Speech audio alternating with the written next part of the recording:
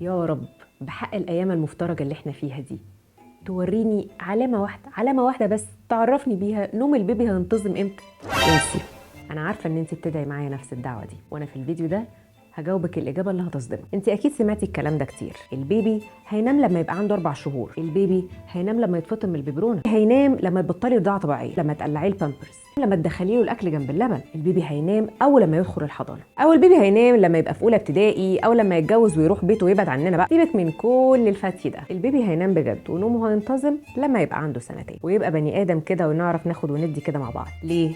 علشان من سن 2 بتحصل حاجات كتيره قوي. بيتفطم من اللبن، بيبتدي ان الاكل بتاعه اللي هو الطبيعي اللي زينا يبقى منتظم، ويبتدي كمان ان انت لو ينفع تاخدي خطوه تقليع البامبرز. وكمان في ستات كتير وهي بتشتغل بتكون بدات انها تنزلهم حضانه. كل ده هينظم حياته ويعمل له روتين يريحه ويريحك. بمناسبه الروتين هقول لك على طرق وحيل نعملهم مع اولادنا علشان خاطر نساعدهم يناموا اسرع.